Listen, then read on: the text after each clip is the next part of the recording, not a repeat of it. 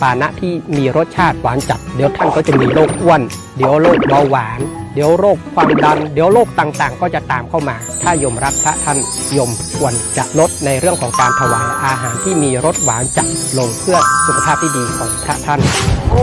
ของแท้ความรู้ใหม่นะเนี่ยสาธุ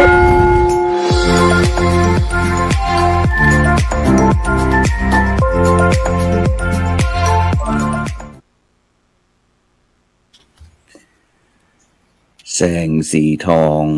ส่องทางโมว่างเว้นบอกเกยเล่น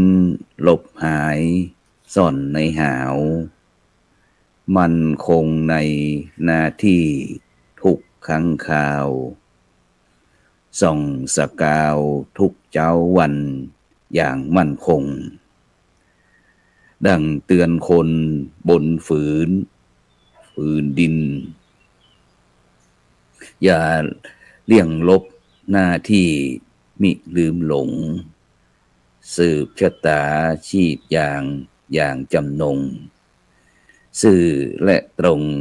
เหมือนเช่นดังตะวันอาบอรุณอุ่นเอื้อที่เจือจิตต่างความคิดกระจ่างและสร้างสรรค์ส่งความฮักรอบข้างอย่างทั่วกันเหมือนดังพันแสงส่องทั่วโลกายุติธรรมส่องใจฮือหับหูดังแสงทองส่องสู่ทั่วทิศา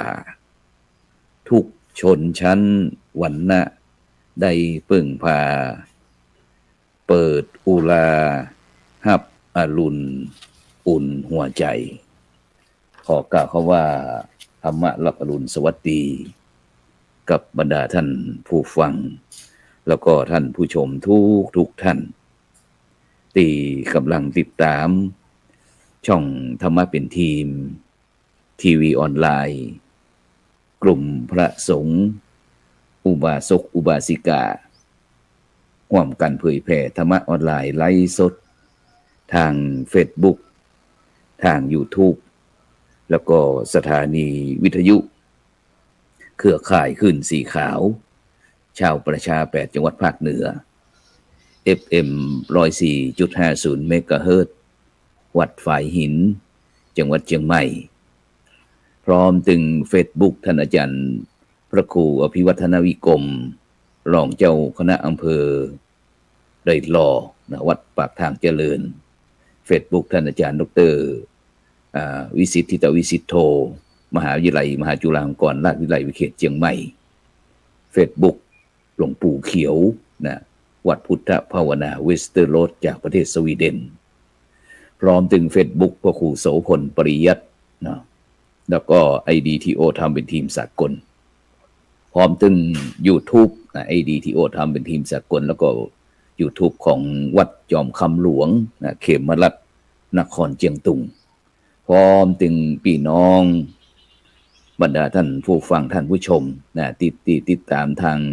สถานีวิทยุเครือข่ายขึ้นสีขาว8จังหวัดภาคเหนือเพราะว่าจะเป็นพี่น้องที่อยู่เมืองน่าน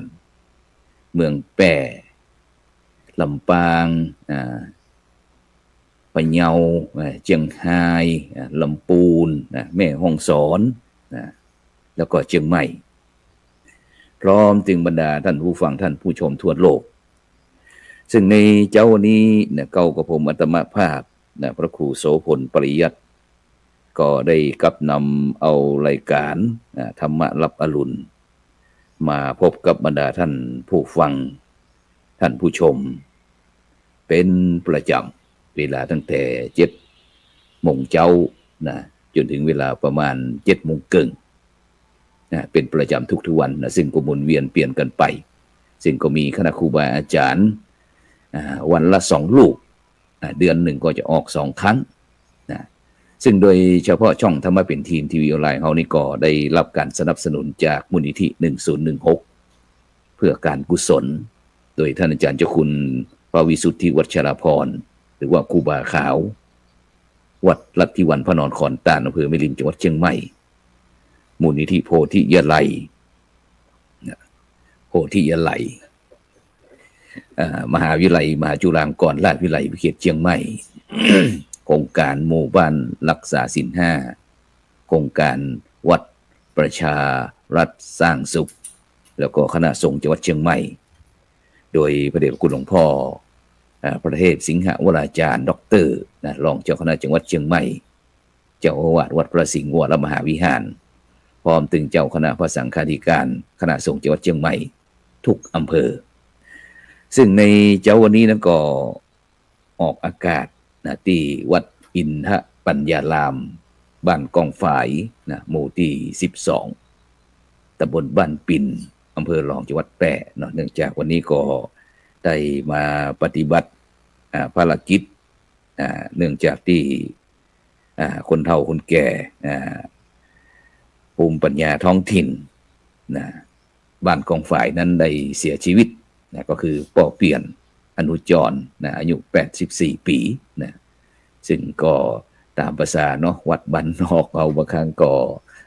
มีพระสงฆ์องค์เจ้าก็จำเป็นลูกหลานตันเต้า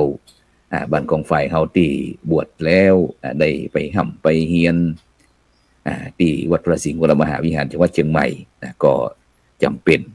ที่จะต้องเดินทางกลับมาเป็นขวัญเป็นกำลังใจคณะลูกหลานตันเต้าคณะศรัทธาญาติโยมที่ได้สูญเสียผู้ใหญ่ที่อันเป็นที่เคารพรักของมโหทั้งหลายไปอย่างบ่มีวันกลับฉะนั้นก็คือนี่คือบทบาทแล้วก็หน้าที่ของเจ้าประมงก็คือหาปลาหน้าที่ปอกา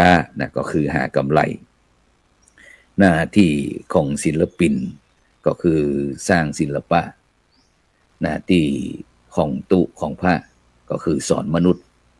หน้าที่ของเจ้าพุทธก็คือสร้างคุณงามความดีเพราะฉะนั้นวันนี้ก็อากาศนั้นก็ที่วัดอินทปัญญารามนั้นก็ตอนนี้ก็7:10 นาทีนี่ก็หูว่าหมอกนี่ยังเต็มอยู่ บอกว่าบรรดาท่านผู้ฟังท่านผู้ชมที่ติดตามอยู่เนี่ยเป็นจะได้พ่องก็ส่งข้อความมาทางอินบ็อกซ์ก็ได้ซึ่งโดยเฉพาะบรรดาท่านผู้ฟังทั้งหลายชีวิตของมนุษย์คนเฮานี่มันมีขึ้นมีลงแม้แต่ดวงอาทิตย์ที่ยังบ่เคยอยู่ข้างฟ้าพอเจ้าขึ้นมามันแรงก็ตกลงชีวิตของคนเฮาก็เช่นเดียวกันบ่แตกต่างกันมีวันล้มก็ต้องมีวันลุกมีวันลุกก็มีวันล้มมันก็จะหมุนเวียนเปลี่ยนไปอย่างนี้ฉะนั้นชีวิตก็จะต้องมีการต่อสู้เพื่อความอยู่รอดของสรรพสัตว์ต่างๆฉะนั้นก็พี่น้องบรรดาท่านผู้ฟังท่านผู้ชมที่กำลังท้อแท้ท้อถอยว่าปีใหม่ปีแล้วพ.ศ. 2567ของเขาก็ว่าการทำมาอาชีพการประกอบสัมมาอาชีพการดำเนินชีวิตของเขาก็รู้สึกว่ามันบ่ค่อยราบรื่นแต่พอปี2568ก็ได้สวดมนต์เจริญจิตตภาวนาส่งท้ายปีเก่าต้อนรับปีใหม่แล้วแต่ก็รู้สึกว่ามันยังบ่ค่อยราบรื่นตัวใดจะยากจะใดดีฉะนั้นบรรดาท่านผู้ฟังทั้งหลายอย่างที่รู้ว่าชีวิตของเขาเนี่ยมันมีขึ้นมีลงมีล้มมีลุกมีประสบผลสำเร็จบ่ประสบผลสำเร็จมีความตึงดีใจเสียใจมีพบมีภาคมีจากมีจรฉะนั้น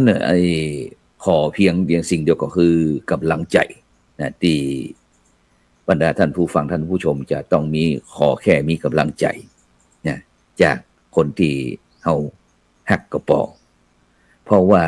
บ่มีวัตถุมงคลหรือว่ามหาเสน่ห์ราคาแพงที่ไหน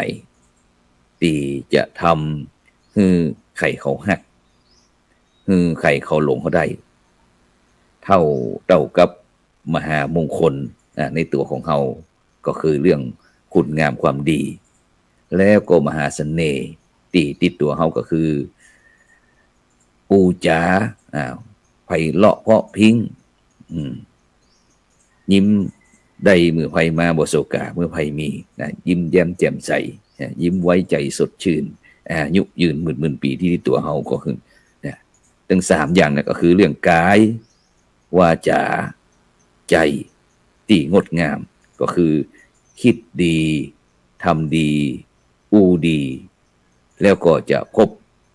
สิ่งดีๆนะฉะนั้นเนี่ยบรรดาท่านผู้ฟังทั้งหลายพี่น้อง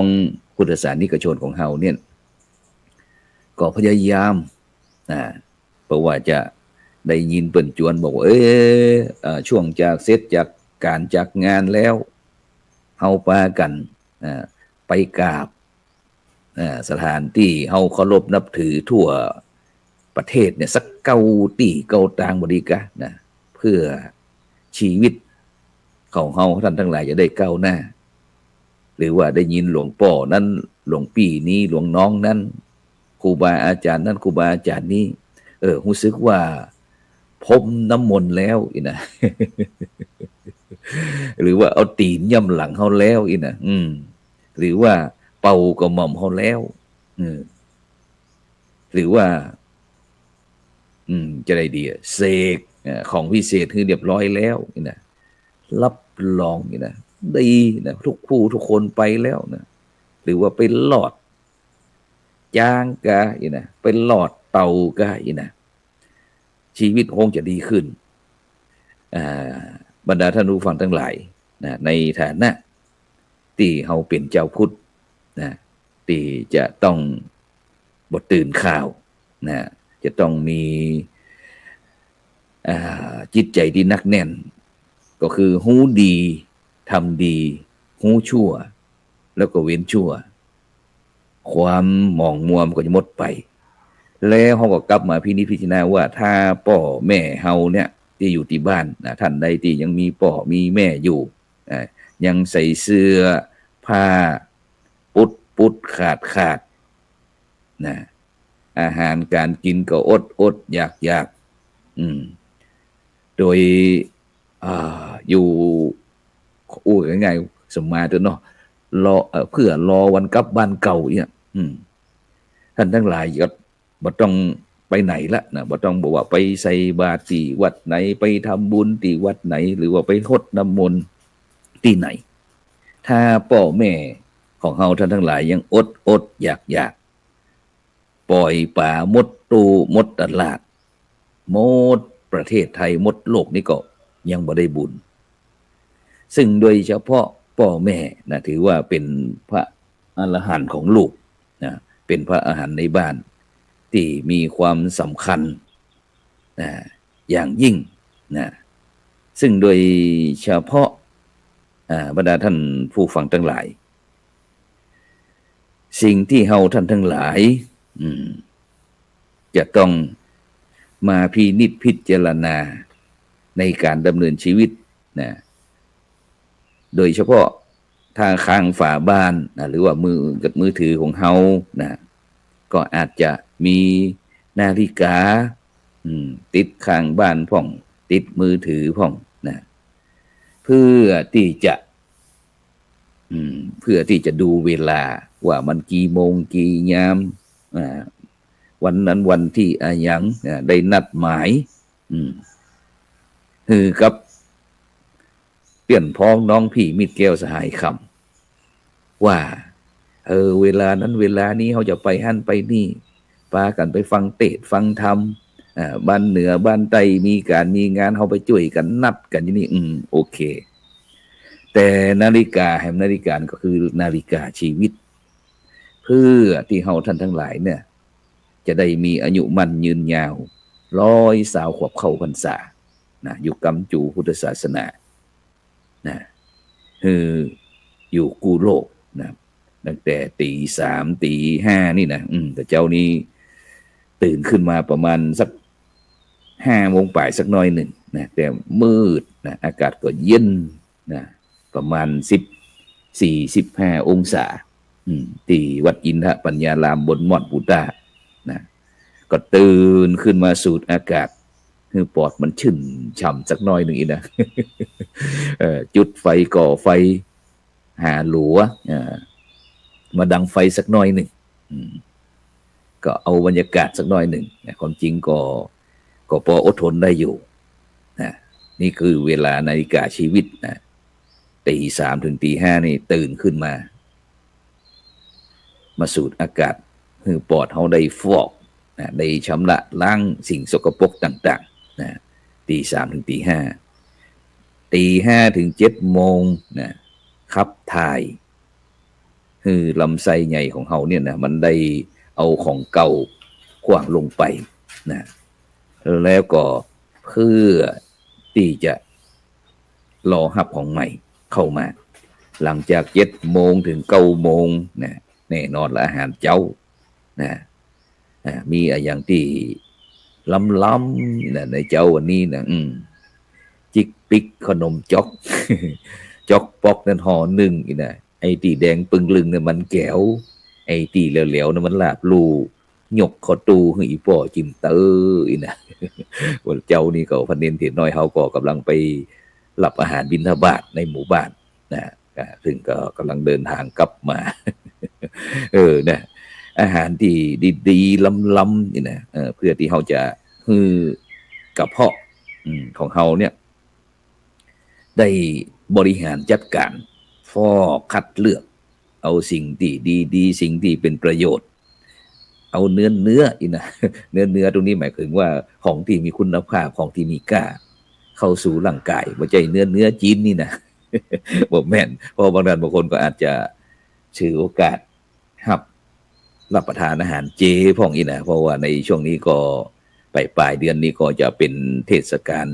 ปีใหม่ของพี่น้องจีนเสาเก่า31นี่นะนี่เป็นช่วงเทศกาลเป็นห้องว่าปีใหม่พี่น้องจีนนะที่พี่น้องชาวไทยที่เชื้อสายจีนนะก็จะมีปีใหม่นะเพราะว่าปีใหม่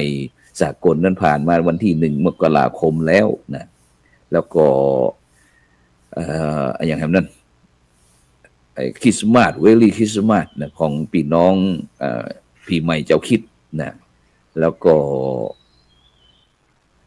ปีใหม่ของพี่น้องเจ้าจีนนี่ก็ตรงเนี้ยประมาณปลายเดือนมกราคมนี้แล้วก็ต้นเดือนเมษานี่ก็เป็นปีใหม่ของพี่น้องคนไทยของเฮาพี่น้องคนเมืองเทศกาลมหาสงกรานต์ปีใหม่เมืองนะฉะนั้นก็เป็นโอกาสนะที่เฮาท่านทั้งหลายจะได้พักผ่อนเฉลิมฉลองพ่องนะแจกแต่เอียพ่องอีนะท่านใดที่เป็นนั่นพี่น้องคนไทยเชื้อสายจีนก็เตรียมไว้เด้อนะเตรียมกำฉ่อยไว้นะโกเฮงพัดฉ่อยนะเชียนเจียยุอีเชียนนี่ฮดชายนะไปเป็นหนี้เขาก็เอาเงินมาจ่ายนะใจนี่เก่านะฉะนั้นก็ตอนนี้ก็แสงพระอาทิตย์นะก็สาดส่องเข้ามาก็รู้สึกว่าโอ้บรรยากาศดีนะบรรยากาศเข้าท่าเริ่มอบอุ่นนะฉะนั้นก็ในช่วงนี้ก็ทางรัฐบาลก็ได้ขอความร่วมมือพี่น้องประชาชนคนไทยทุกหมู่เหล่าเด้องดเว้นเรื่องการจุดไฟเผาป่าก็จุดเผานั้นเผานี้เรื่องการเกษตรก็เพราะว่าตอนนี้เขาก็กำลังที่จะช่วยกันรณรงค์เกี่ยวกับPM 2.5นะฉะนั้นอากาศดีนี่ก็มีประโยชน์กับปอดแต่อากาศบ่ดีนี่ก็ทำให้ปอดนี่เป็นโรคมะเร็งหรือว่าเป็นโรคที่ปะทะอย่างกระต่างก็ได้บรรดาท่านผู้ฟังทั้งหลายฉะนั้นก็ตอนนี้งดก่อนเด้อนะพี่น้องพุ่นประมาณหลังเดือนเมษายนเราจะจุดไฟทำการเกษตรได้นะตะกี้เขาอู้ถึงเรื่อง7 โมงถึง9 โมงนาฬิกาชีวิตนี่นะอาหารเจ้านะตะกี้เรื่องอาหารเข้าป่าอาหารต่างๆแล้ว9 โมงถึง11 โมงนี่เพิ่นบอกว่าห้ามนอนนะห้ามนอนนะม้ามจะอ่อนแอนะใครจังนอน9 โมงถึง11 โมงนี่นะจะไปนอนเด้อนะเพราะมันจะเนี่ยคือม้ามอุปกรณ์เครื่องมือที่เขาจะต้องอวัยวะของเขาเนี่ยในร่างกายเขาเนี่ยมันจะอ่อนแอเป็นห้องม้ามแล้วก็หมู่ปอดในตัว11 โมงถึงบ่ายโมงนี้งดเครียดหัวใจจะทำงานนักเด้อ11 โมงถึงบ่ายโมงนี่นะงดเครียด ฉะนั้นต่างประเทศเพิ่นก็บอกหยุดคือนอนคือพักผ่อนรับสักกำหนึ่งอีนะนี่ก็ดีเหมือนกันนะเนาะ11บ่ายโมงถึง11 โมงถึงบ่ายโมงงดเครียดเจ้าเอ็นเพนนอนให้มันก็แล้วก็บ่ายโมงถึงบ่ายสามนี่งดกินนะคือลำไส้น้อยนะตะกี้เฮากินข้าวแต่เจ้าละตะกี้นะ7 โมงถึง9 โมงคือกินข้าวเจ้านะหลายท่านหลายคนบอกโอ้เฮาบ่กินแล้วข้าวเจ้าอีนะเฮากินกาแฟพ่องอีหยังพ่องบันไดเด้อหมอเพิ่นบอกว่าอาหารเจ้าเนี่ยมีความสำคัญถ้าบุคคลใดท่านใดบ่กินอาหารเจ้านี่โอ้โหแก่เว้ยอายุบ่ยืนยาวเพราะอาหารเจ้านี่เป็นมื้อที่สำคัญเพราะว่าหลังจากที่เฮากินข้าวแรงแล้วนะไอ้ร่างกายของเฮากระเพาะของเฮาก็จัดสรรปันส่วนทำหน้าที่ของแต่ละอย่างละเสร็จแล้วก็คายกากออกมาคายกากออกมาก็เป็นอุจจาระกาปัสสาวะอย่างต่างๆเหล่านี้นะฉะนั้นเฮาจะต้องเอาของเก่าออกก่อนแล้วเอาของใหม่เข้าใส่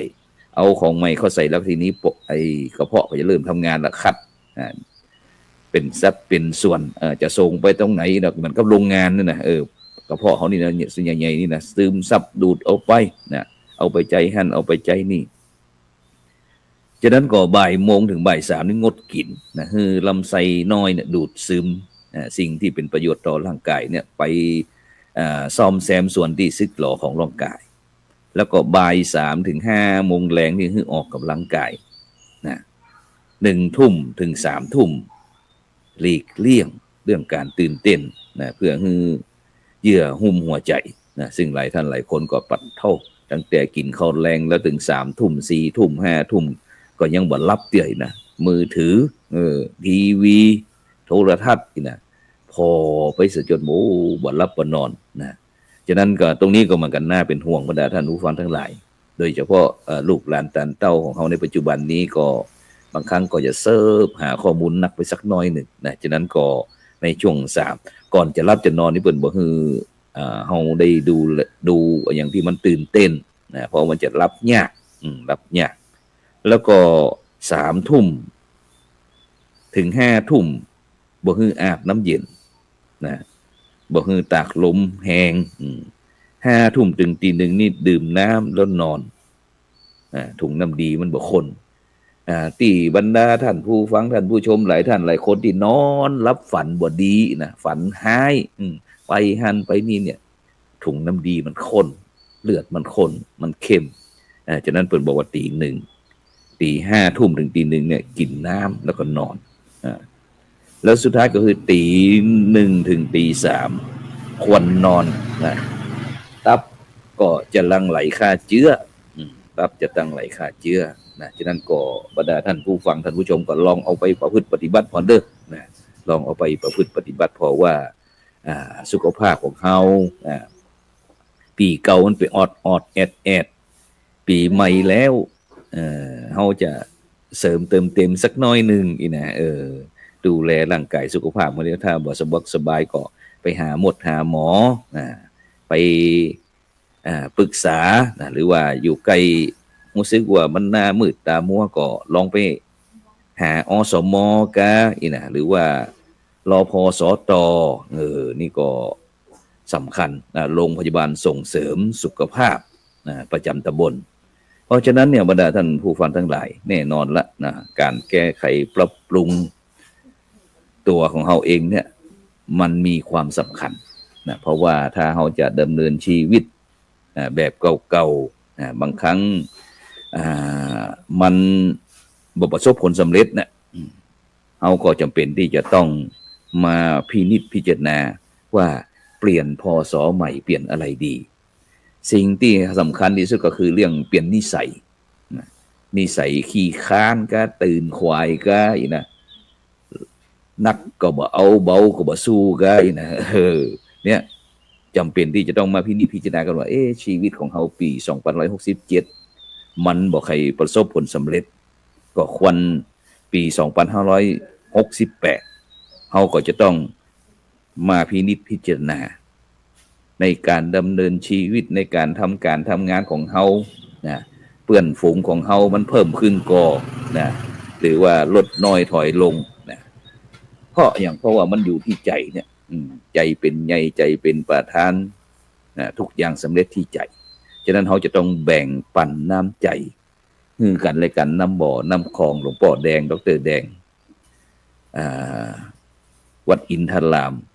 สมุทรสงครามบอกว่าน้ำบ่อน้ำคลองยังเป็นรองน้ำใจน้ำไหนๆก็สู้น้ำใจของหมู่เฮาบ่ได้นะฉะนั้นก็หวังดีก็พบดีนะเนี่ยดีทำดีคิดดีอูดีแล้วก็พบดีฉะนั้นก็ในเจ้าวันนี้ก็ได้นำนาสาระธรรมะรับอรุณมาพบกับบรรดาท่านผู้ฟังท่านผู้ชมนะที่ติดตามตั้งจ่องธรรมะเป็นทีมทีวีออนไลน์นะตั้ง Facebook ทาง YouTube หรือว่าสถานีวิทยุ FM 104.50 เมกะเฮิรตซ์นะวิทยุเครือข่ายขึ้นสีขาวชาวประชา8จังหวัดภาคเหนือกานะก็ฟังแล้วก็ไปพินิจพิจารณาไตร่ตรองคัดเอาแต่สิ่งที่ดีๆเหมือนกับกระเพาะเอาตะกี้นะสิ่งไหนที่บ่ดีมันเป็นอากาศกับขว้างผ่านไปสิ่งไหนดีๆก็นำมาประยุกต์ใช้ในการดำเนินชีวิตนะเพราะว่าในวันที่27 28 29 30นี้ก็ตั้งพระสงฆ์นักพัฒนาพร้อมถึงภาคีเครือข่ายก็จะได้เดินทางไปสัมมนานะที่เมืองเชียงตุงเขมราชนครเชียงตุงนะตอนนี้ท่านอาจารย์พระมหาดวงทิพย์ปริยัติธารีนะพร้อมถึงคณะสงฆ์จากเขมนครเชียงตุงนะก็เตรียมต้อนรับนะคณะสงฆ์ไทยนะที่จะเดินทางไปร่วมสัมมนาด้านการศึกษานะแลกเปลี่ยนศิลปะวัฒนธรรมพร้อมถึงหลายสิ่งหลายอย่างนะที่จะนำมามาจากพ่อแม่พี่น้องบรรดาท่านผู้ฟังหรือว่าอาจจะมีการไลฟ์สดนะจากที่เชียงตุงก็ได้นะเพราะว่าครั้งก่อนเราจะไปที่12 ปันนาไปที่คุนหมิงประเทศจีนนอกไปประเทศจีนนั้นก็ได้มีการไลฟ์สดขึ้นมานะฉะนั้นก่อนในเจ้าวันนี้ก็เวลาหมดเวลานะจำเป็นที่จะต้องนำในการธรรมะรับอรุณจากบรรดาท่านผู้ฟังไว้ก่อนนะฉะนั้นก็สำหรับในเจ้าวันนี้ก็ขอให้ทุกผู้ทุกคนกินข้าวลำน้ำเหลวเด้อนะอายุมันยืนยาว100 สาวขอบเข้าพรรษาอยู่กำจูพุทธศาสนามีความมั่นคง อยู่กู้โลกตลอดไปสำหรับในเจ้าวันนี้ก็ขอกล่าวคำว่าธรรมะรับอรุณสวัสดีขอ